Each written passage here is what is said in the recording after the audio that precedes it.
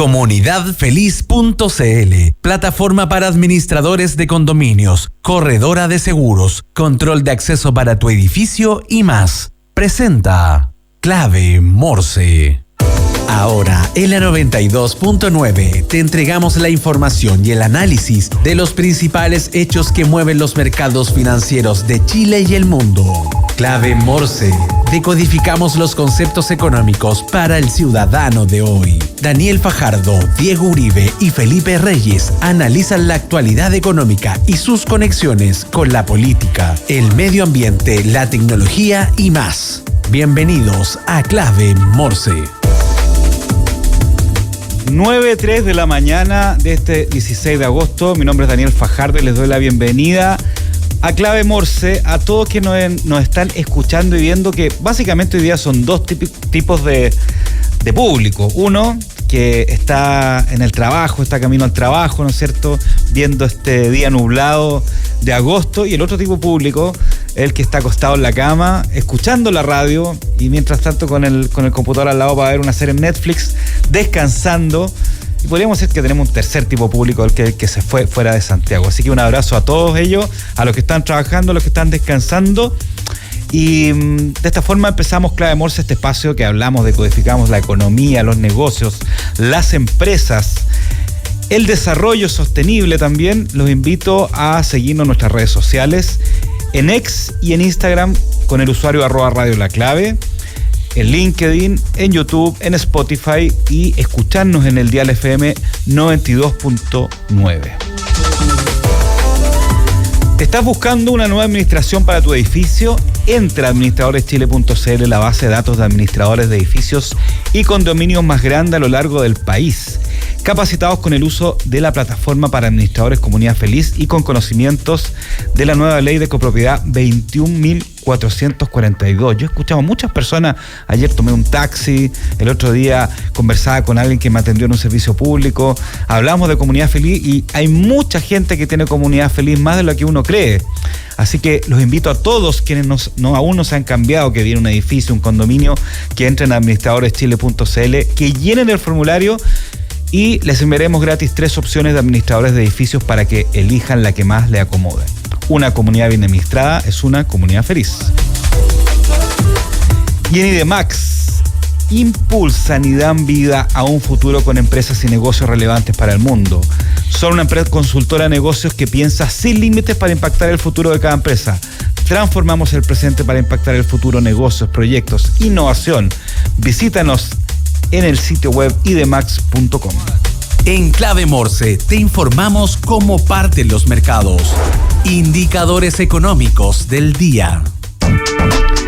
Para todos los que tienen créditos, préstamos, cualquier otro tipo de instrumento en UF, les cuento que está en 37.627,25 pesos.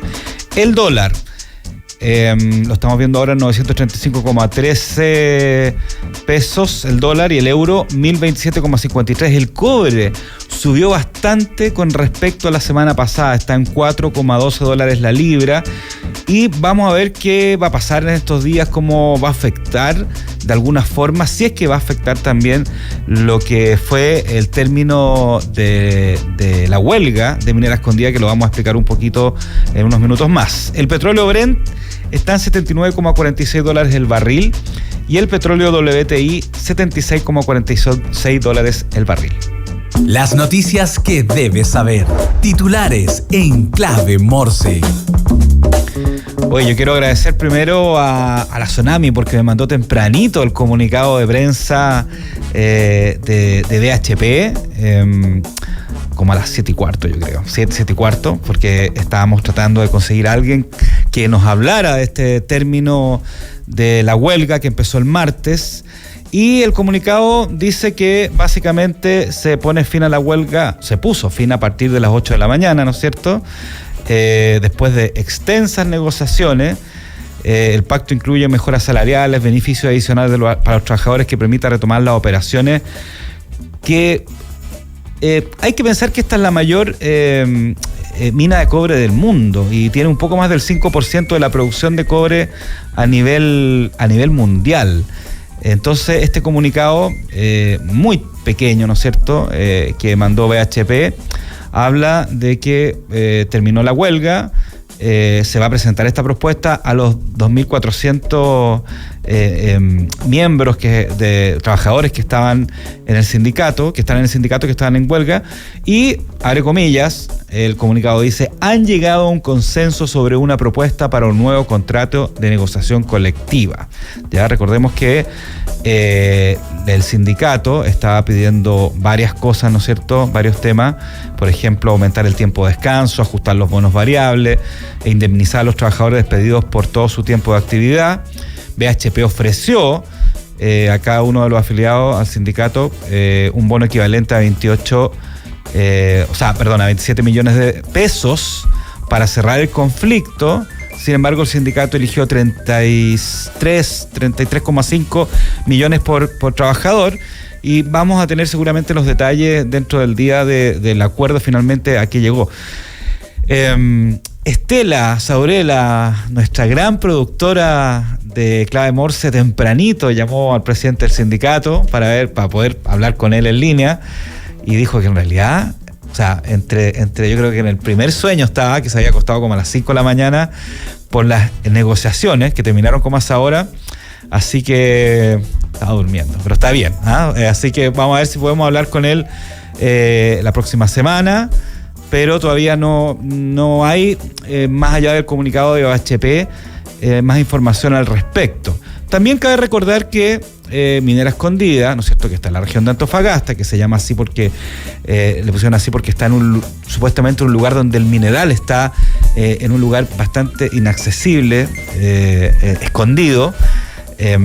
Fue una mina que empezó a explotarse en la década de los 90, o sea, tiene poco tiempo, tiene unos 30 años, ¿no es cierto? Y hoy en día la propiedad principal la tiene BHP, que es una empresa principalmente australiana, aunque proviene de una fusión de una empresa británica con una empresa australiana. Ellos son los principales dueños de Minera La Escondida, ¿ya? La cual es la mina que produce, una de las minas que produce mayor cobre en el mundo. Así que por eso que es tan importante este tema, por eso que lo hemos tratado en los últimos días, por eso que también podría influir el precio del cobre, y algo que vamos a estar mirando durante la próxima semana. Y también les cuento que en Argentina la inflación retoma las bajas y anota en julio su mejor número en 30 meses, luego de sufrir en junio la primera aceleración de la inflación en la era del presidente Javier Milei. El país trasandino retomó la senda bajista en julio al caer al 4% mensual, la menor registrada en 30 meses y muy lejos de la fiebre de precios vivida a finales del 2023, aunque uno logra el famoso número mágico al que apunta la administración. En el séptimo mes del año, los precios al consumidor en este país crecieron un 4% en comparación con junio, evidenciando una desaceleración con respecto a la tasa mensual del 4,6% que se había registrado en el sexto mes. Y justamente este titular va a abrir un poco nuestra entrevista del día de hoy, que ya estamos en línea con Rodrigo Valdés, director de posgrado de la Escuela de Negocios y Economía de la Pontificia Universidad Católica de Valparaíso. Rodrigo, ¿cómo estás? Hola, ¿cómo estás? Muy buenos días. Muy buenos días. Oye, muchas gracias por acompañarnos, y como es tradición en Clave Morse, especialmente en estos días, quería preguntarte cómo está. ¿Tú estás en Valparaíso ahora, en la región de Valparaíso? Estoy en la región de Valparaíso, ¿Cómo está pero el clima, la Escuela de Negocios y Economía está localizada en Viña del Mar, en el barrio de Recreo. Hoy día está nublado acá, ¿Ya? con un poco de vaguada costera en la mañana, pero muy agradable, no está frío. Ya, fíjate que aquí está nublado como si fuera costa, en Santiago por lo menos, Ya. con neblina en varias partes, pero está un día oscuro, bien invernal, pero bueno, siempre el agua ayuda al final y al cabo, a pesar de los problemas que hemos tenido últimamente. Así es. Oye, pero crucemos, vámonos al otro lado, salgamos de la costa, salgamos del centro de Chile, crucemos la cordillera y vámonos a Argentina, ¿ya? Uh-huh. A ver, primero quería preguntarte, en términos generales, ¿qué significa o qué implicancias tiene que la inflación haya retomado una baja, digamos, y además anotó en julio, según los últimos datos de las autoridades en el país trasandino, su mejor número en 30 meses. ¿Cómo podemos de alguna forma decodificar esta cifra? Bueno, partamos por un contexto de un país que durante muchos años sufrió eventos de hiperinflación, digamos. No nos olvidemos de que Argentina durante mucho tiempo fue el país con mayor inflación registrada del planeta, ¿no? Y eso por diversos factores. Entonces contextualicemos eso. Y segundo, lo que hizo el presidente Milei es aplicar medidas prácticamente de manual de libro de macroeconomía, digamos, lo que hay que hacer para bajar la inflación de forma violenta y brusca, ¿ya? Dentro de eso está la reducción a la mitad de ministerios y secretarías, recorte de mucho empleo público, la suspensión de obras públicas, reducción de subsidios, un cepo cambiario que hizo que el peso argentino se desplomara, ¿no? Perdón que te interrumpa. ¿Qué es un cepo cambiario para que entienda la gente que nos está escuchando y viendo? Bueno, un cepo cambiario es básicamente limitar las transacciones de moneda extranjera durante un periodo definido de tiempo, ¿ya? Entonces eso lo que hace es que bajo este mecanismo artificialmente, ¿cierto?, se generan valoraciones de moneda extranjera, ¿ya? Argentina ha hecho eso antes con exportaciones, ha hecho eso antes con moneda extranjera y lo hizo hace mucho tiempo. ¿Ya se acuerdan del corralito? Cuando fue el 2001.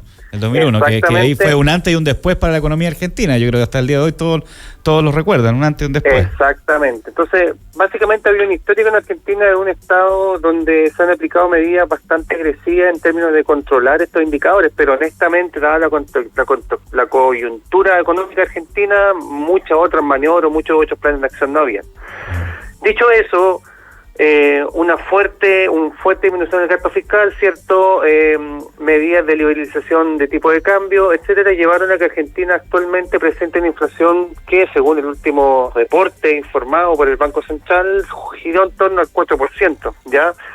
Pero este IPC trasandino, ¿cierto?, acumula un 87% en los primeros 7 meses del año, ya tampoco es una inflación tan baja. Claro, pensemos que a 12 meses la inflación argentina está en 260 y tantos %. Claro, son cifras que aquí en Chile no estamos acostumbrados a ver, digamos, no nos cuesta entenderla además. No, totalmente descontextualizada, pero por eso te digo, miremos el contexto. Eso no quita que efectivamente las medidas de ajuste que ha generado o que ha implementado el gobierno Milei han sido bastante positivas en ese aspecto. No es imposible no desligarse de eso y no desconocer eso. Ahora, esta baja, ¿no es cierto?, de la inflación también tiene relación con que hace un mes, o cómo de alguna forma hace un mes se aprobó la ley base, ¿no es cierto?, que fue uno de los íconos, digamos, del gobierno de Milei. ¿Cómo influye también a esto y cómo va a empezar a influir también en la economía el hecho de que se haya aprobado la ley base hace cerca de un mes atrás? La ley base fue una de las leyes puntales de Milei cuando asumió, junto con otro tipo de leyes que él implementó, ¿ya? Fue aprobada efectivamente por el Poder Legislativo argentino. Y se espera una profundización de los recortes fiscales. Principalmente la ley base tenía dos grandes pilares, tenía varios, pero si tuvieran que resumirlo, habían dos grandes pilares que me parece que son los más relevantes. Por un lado, reducción brusca de los subsidios eléctricos, que fueron subsidios a servicios generales en términos relativos, ¿ya? Pero de forma permanente, bajo un decreto, bajo una ley aprobada por el legislativo.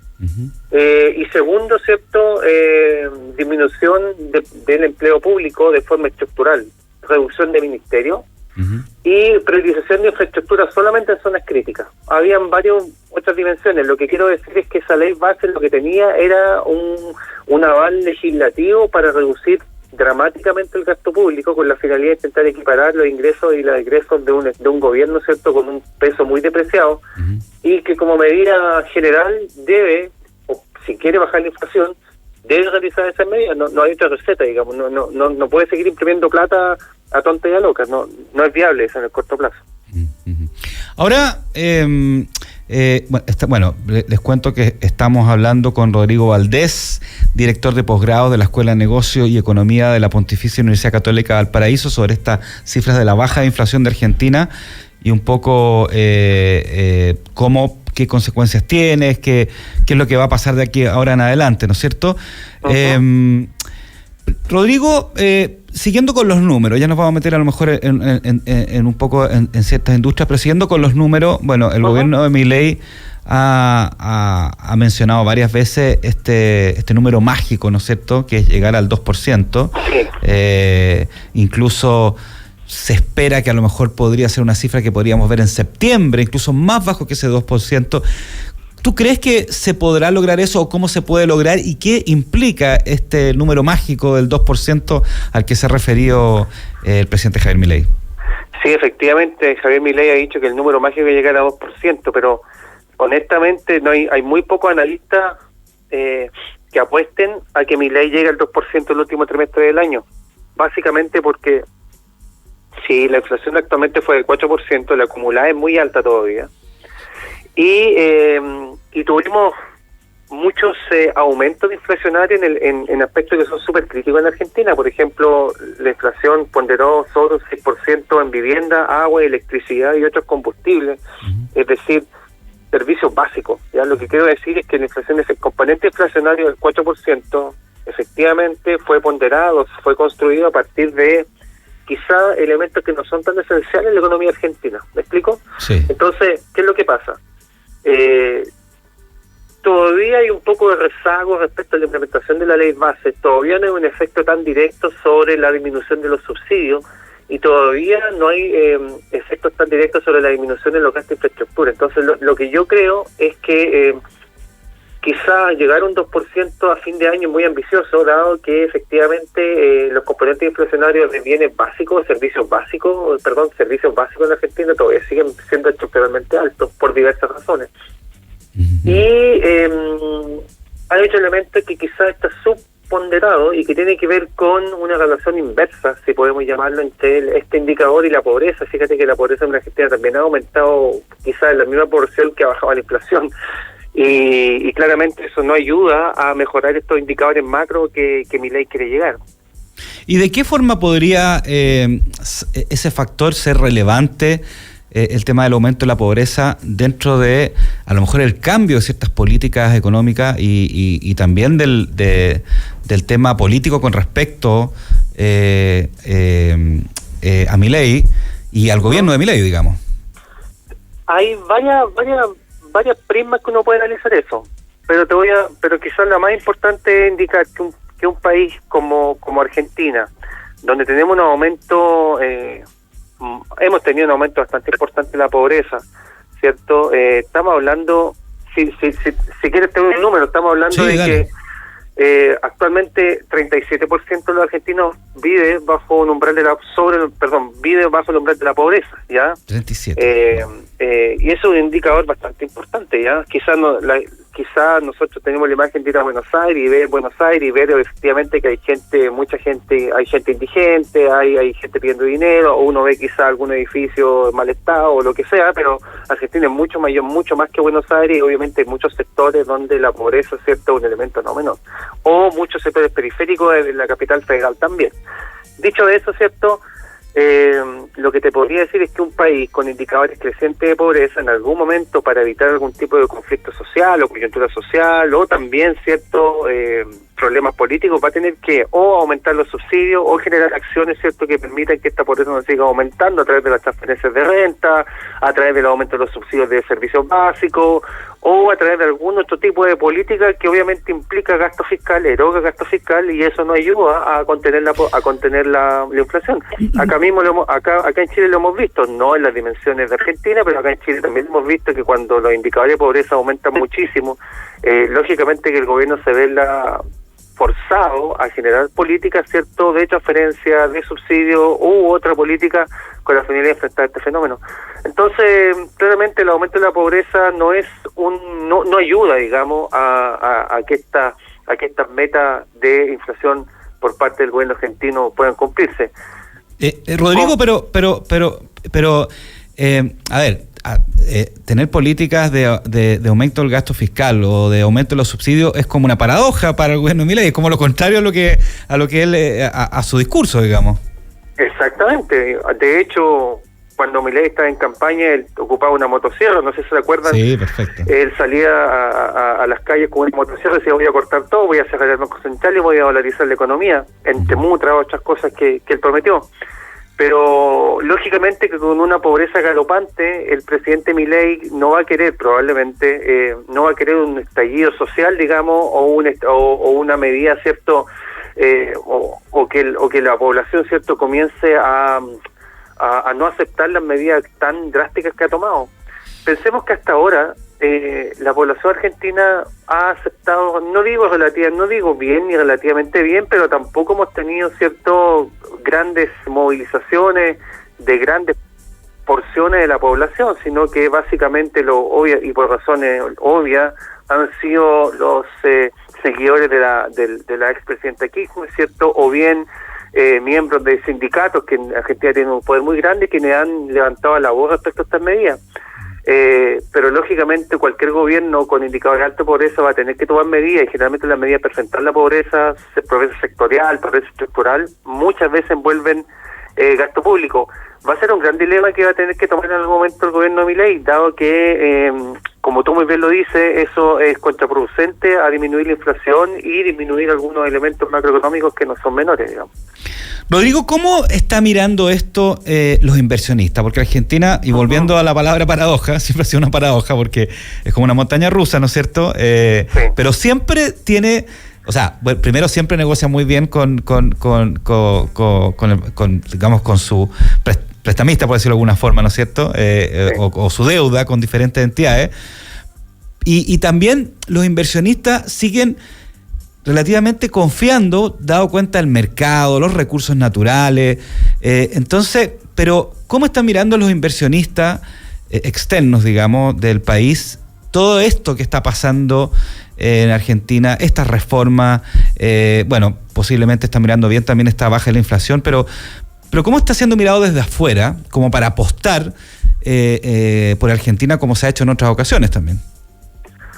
A ver, por tu pregunta yo tengo dos respuestas. La primera respuesta es que muchos inversionistas, hay dos grupos de inversionistas en Argentina, lo que no uno ve, inversionistas extranjeros digo, ¿ya? Uh-huh, sí, claro. Hay dos grandes grupos.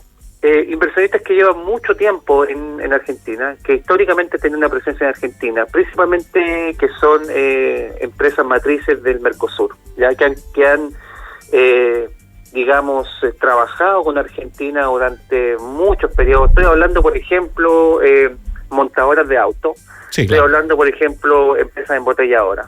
Estoy hablando, por ejemplo, empresas del agronegocio, donde empresas brasileñas tienen una participación muy importante en la Argentina. Y estas empresas, en términos generales, no han cambiado sus planes de inversión o sus planes de producción. De hecho, acá a Chile, por ejemplo, todavía recibimos una gran porción de productos derivados de carne, por ejemplo, Argentina, productos alimenticios argentinos y también autos argentinos, muchos, ¿ya? Y estos son de matrices, ¿cierto?, inversionistas de largo plazo argentinos. Ese es un grupo de inversionistas que yo creo que no va a mudar sus planes de inversión de, por lo menos, de mediano o largo plazo por esta coyuntura, dado que los inversionistas también asumen dentro de sus posiciones de riesgo, ¿cierto?, que este tipo de cosas, este tipo de variaciones y volatilidades pueden suceder. Sucede en Argentina, sucede en muchos otros países. Pero hay otro grupo de inversionistas que yo creo que está bastante expectante respecto a lo que pueda pasar. Y ese tipo de inversionistas principalmente creo yo que están relacionados con el ámbito financiero y el ámbito de servicios. Uh-huh. Y estos inversionistas yo pienso que van a esperar la implementación plena de la ley base o ley de ajustes fiscales para comenzar a pensar si es que Argentina es un país que efectivamente a partir del próximo año va a poder ser un objetivo de deseo para inversionistas en el ámbito, como te digo, financiero y de servicios, o quizá de inversionistas en el ámbito alimenticio, dado que Argentina, ¿cierto?, es un país que tiene un montón de recursos naturales y a todas luces muy atractivo para este tipo de inversiones. Dicho otra cosa, hace poquito tiempo atrás estuvo el presidente Milei acá en Chile en una visita que no fue una visita oficial, sino que fue una visita, digamos, invitado por empresarios, ¿cierto?, por empresarios chilenos, ¿cierto?, para celebrar un hito respecto a la importación de gas argentino a Chile. Y él mismo lo dijo, Milei mismo lo dijo, ¿cierto? Vean a Argentina como un país de confianza, estamos haciendo todo lo posible para poder promover la inversión extranjera. Y el sector energético creo que no está fuera de ese llamado y creo que también podría ser un sector que tiene mucho potencial para invertir. Perfecto. Bueno, y eso me lleva a la pregunta, ¿cómo influye este dato de inflación específico o lo que puede generar en el mediano plazo a Chile? ¿Tiene una influencia importante tomando en cuenta los negocios que tenemos con Argentina, la cercanía, también la ubicación, justamente pensando en inversionistas que ven de forma global América Latina? ¿Cómo nos influye un poco lo que está pasando también allá? A ver, influye de dos formas, la política y la económica. ¿Ya? Me ha tocado ver y hablar incluso lo hablo con mis estudiantes, ¿cierto? Cómo ha sido radical el cambio en términos de indicadores económicos a partir de que asumió el presidente Milei, hablando como una especie de admiración a lo que se ha hecho, ¿ya? Eso es un tema. Creo que desde el punto de vista político, ¿cierto?, es un mensaje claro de que países que tienen altos indicadores de inflación no son países que durante mucho tiempo tuvieron indicadores económicos no tan buenos, a partir de medidas, ¿cierto?, yo diría, siempre lo decimos, medidas de libro, ¿ya? Esto no lo inventó Milei ni lo inventamos nosotros, son medidas de libro que son como recetas. Uno mete este tipo de cosas en una juguera, sale una receta y esa receta es la que sirve para bajar inflación y para mejorar ciertos indicadores macroeconómicos. Entonces, claramente, desde el punto de vista político, una señal muy importante respecto a cómo ha sido llevada a cabo esta transición después de los gobiernos pasados en Argentina, y eso ha sido, desde el punto de vista de los inversionistas y del ámbito económico, muy positivo. Desde el punto de vista económico, claramente es muy bueno que Argentina mejore esos indicadores económicos, porque siempre Argentina es un partner muy importante para el comercio exterior chileno, tanto importación como exportación, y es un partner súper importante a nivel de Mercosur también. Entonces, Argentina tiene buenos resultados, claramente que a Chile también le conviene. Ahora, ¿en qué sector a Chile no le conviene, pero no ha sido tan positivo? Lógicamente en el sector de turismo, ¿no? Al haber liberalización del tipo de cambio, al generar estas políticas, ¿cierto?, cambiarias, ¿cierto?, cambiarios por parte de Milei, probablemente el sector turístico, principalmente de la zona central del país, no se va a ver muy afectado, porque para Argentina le sale muy caro, ¿no? Venir al extranjero, justamente por esta apreciación del dólar efectivo. Pero en términos generales, me parece que las medidas están en el camino correcto y ojalá se pueda seguir profundizándose para poder lograr, ¿cierto?, que Argentina estabilice sus indicadores económicos. Rodrigo Valdés, director de posgrado de la Escuela de Negocios y Economía de la Pontificia Universidad Católica del Paraíso. Muchas gracias por hablar en Clave Morse. Un abrazo. Muchísimas gracias por la invitación. Que tengan una excelente jornada. Chao, igualmente.